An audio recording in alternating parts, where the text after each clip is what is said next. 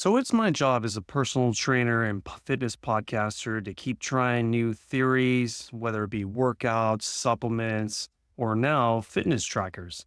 I always talk about my Whoop 4.0 that I'm loving, but I came across another fitness tracker app called Cronometer, and I was interested mostly because it was really nerded out on all your microminerals, vitamins.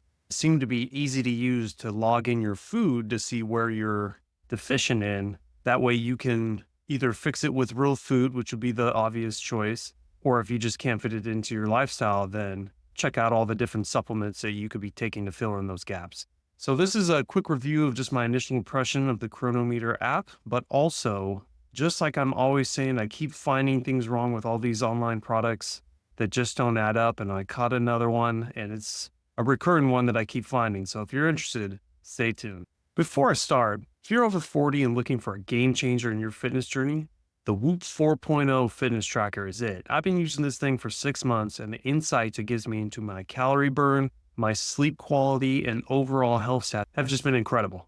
This device goes beyond just a typical fitness tracker, and I just think it's a tool that helps you make more informed decisions on improving your overall health if you're serious about optimizing it, especially as you get older.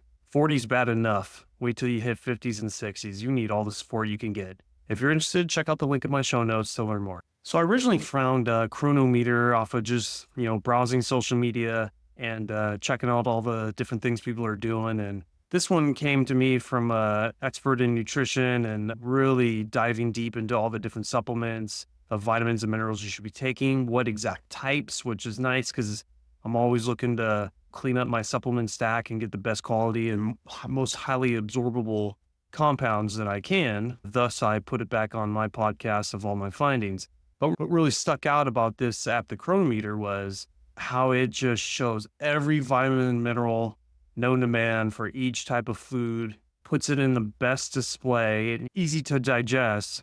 And then you can just go down the list after you do it for a week or a month and then really see day to day or the month overview. What exactly are you missing supplement wise? Can you fix it with real foods, which I like to do first, and then obviously fix it with supplement stacks? And I already caught overdoing it on certain minerals, some that I was more deficient than I thought. And then there was, of course, the thing I told you in the intro where there's something way off. So let me just start. The first thing I noticed with the app is real easy to go day by day, add in your food. It lets you scan barcodes if you bought it from a store and it has a barcode. Or you just put add food and within seconds, it gives you all the choices. You can just pick the generic version. And I've done this before with my Fitness Pal. I've done it with NutriSense and their CGM monitor that comes with an AI app. That was great because you could actually take a photo of your meal and it was almost dead on. And I know there's other apps out there that are using AI to do the same thing. It just costs a little bit. And with Cronometer, it is a $10 charge monthly, or you can pay for the year and get a discount, pay it all up front. But from the guy I was watching on social media, he mentioned that he had done it for a while and he pretty much knew everything he needed to know after the first month. So why not just pay the $10, print out all your charts day by day, week by week, or the month snapshot, and you'll know right there what you're deficient in. Unless you're changing your diet all the time, then maybe this could be useful to keep on monthly. But 6 months from now, I'll pay another $10 and do it again. So anyways, I did notice on certain days that I'm eating beef a lot more. I had a beef allergy that I recently I don't say cured, but definitely now more tolerable, and started eating beef a lot more, which has a way more zinc than I need from the supplements I was taking. So I overshot my zinc like crazy. So that's going to have to be a thing. If on beef days in my little supplement case that I carry with me every day, I'm going to have to skip the zinc on that day if it was a beef day. Then some of the other ones that I was deficient in, B1, vitamin A, vitamin C, which I didn't put in here, the supplements I was taking, so I know I'm good on that. Vitamin K, I take supplement for that. Calcium, copper, magnesium, I take supplements for all that. Potassium, but it just goes into like every single type of amino acid if you're eating a lot of animal products, and seeing if you're missing like one specific amino acid, which you could supplement or just find a food that works. And I did notice I was a little deficient in chromium, but chromium's an easy one to fix. That's something I need to look at. And then folate. Folate is real important to keep your energy levels up, I know Gary Brecka talks about folate all the time and how you should be eating methylated, and whether you believe that or not, you need folate in your diet, which you usually get from dark green leafy vegetables and not so much in meats. Well, my diet consists is basically like 85% meats, 10% fruits, and 10 to 5% in vegetables.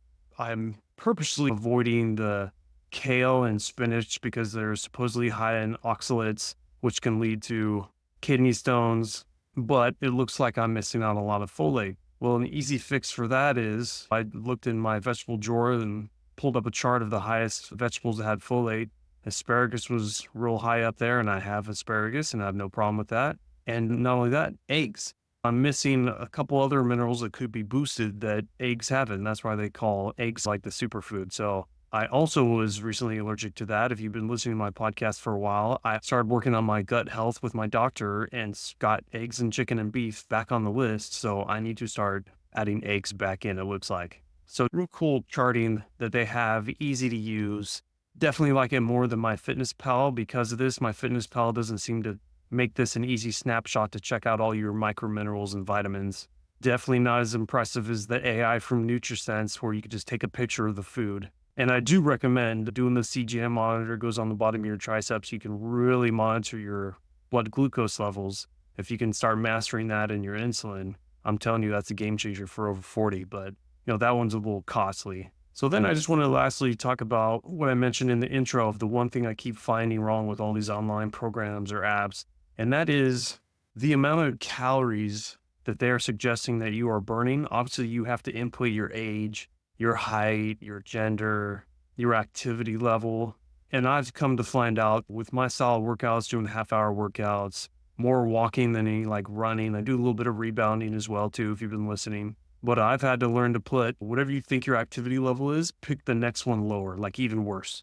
So I'm doing the one that says 1 to 3 hours per week for exercise. And that's because I'm doing half-hour or 15-minute workouts on everything. That makes sense. I should be in that category. Stop putting yourself up in this athletic burning 1 million calories category because that's what's wrong. So even on this Cronometer, I put in that I do little, which I call effective workouts.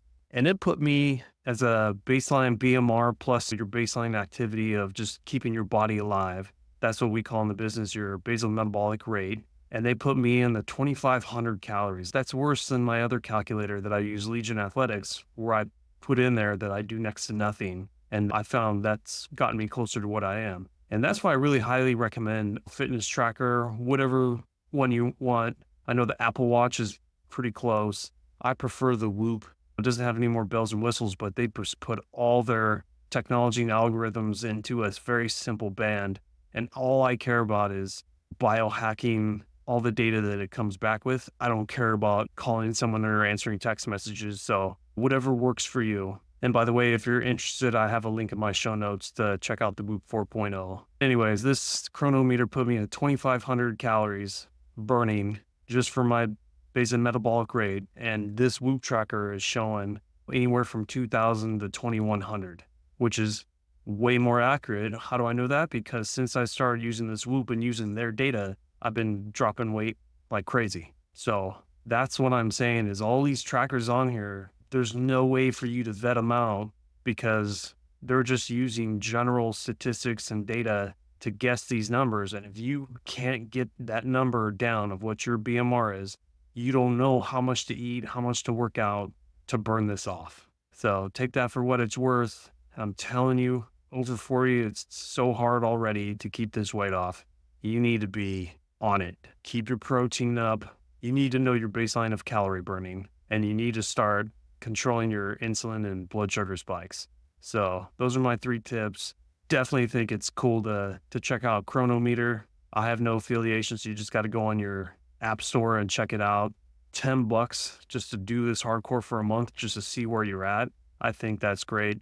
But once again, I'm really sold on using the Whoop or other fitness trackers to really fine tune what's going on in your body. So I think I'll end it with that. And as always, thanks for listening. And I'll keep trying out new things, new programs, new supplements, and I just throw it out on my podcast. Other than that, have a good day.